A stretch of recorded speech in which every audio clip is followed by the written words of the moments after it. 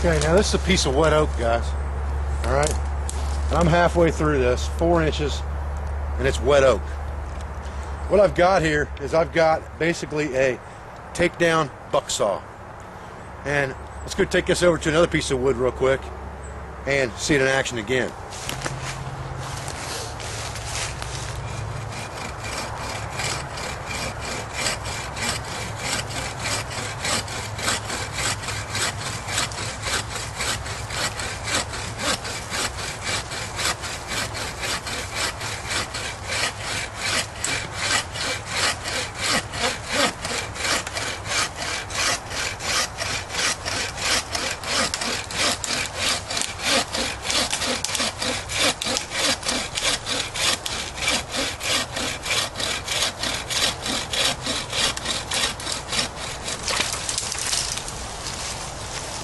Okay, another nice heavy-duty piece of oak right there, about 3 inches in diameter.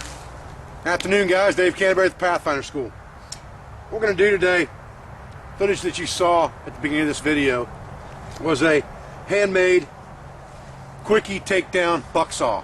Okay, I'm going to show you how to make this today to keep in your kit. This thing was made for less than $10.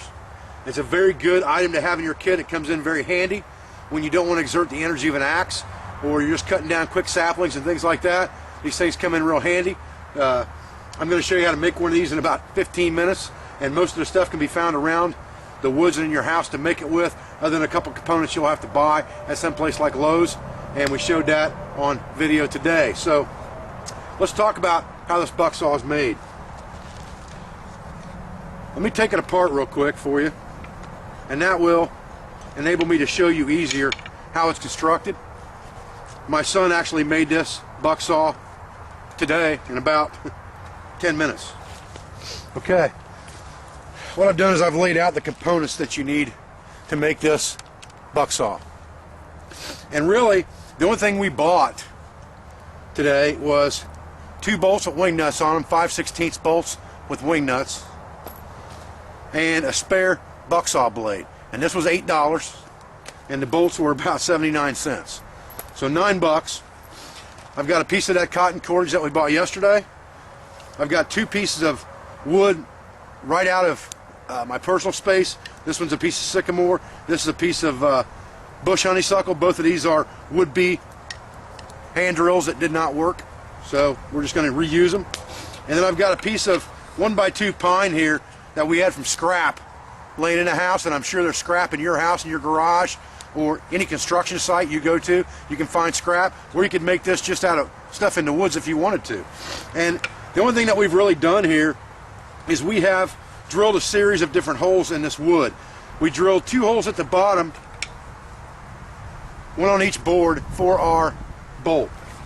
And once those holes are drilled, all you need to do is put your bolt through them, and you can, in essence, leave it there and put it in your pack like that to use for later. You will then have to drill 4 more holes in these 2 pieces of wood, and you will drill 2 of your holes either at the top or a little ways down, depending on where you want your rope. In this case, we have put them about 3/4 of the way up, and we put some at the top too, just so we'd have adjustment if we wanted it. And then you'll just put your rope, your piece of rope, right through that,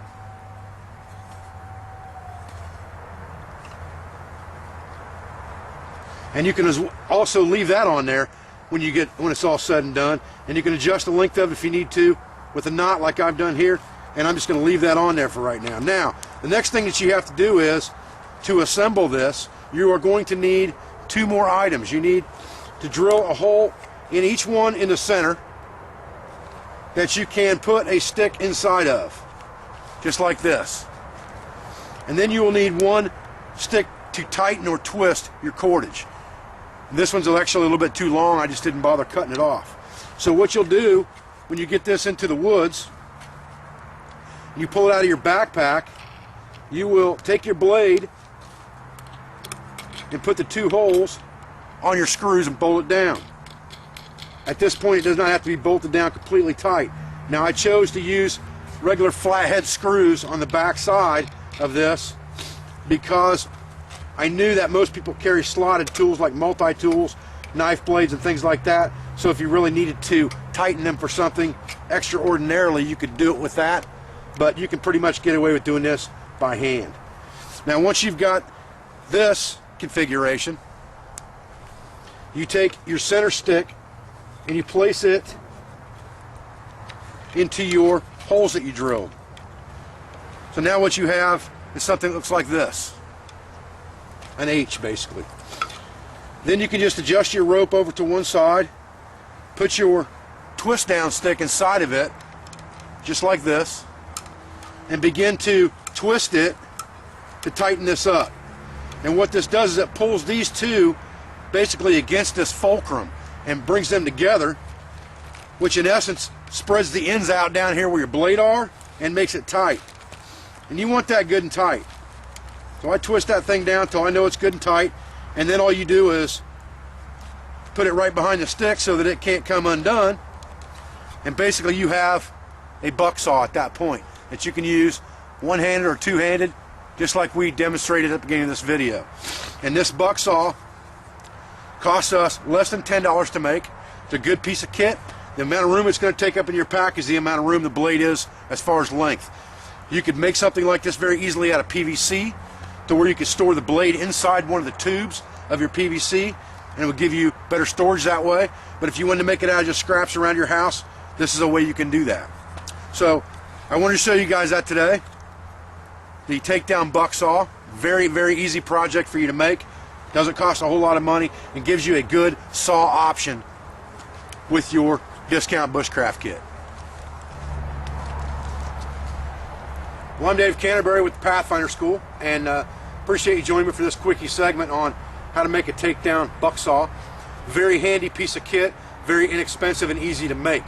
A very good upgrade to a common man's kit, and I would urge you to make one of these for yourself.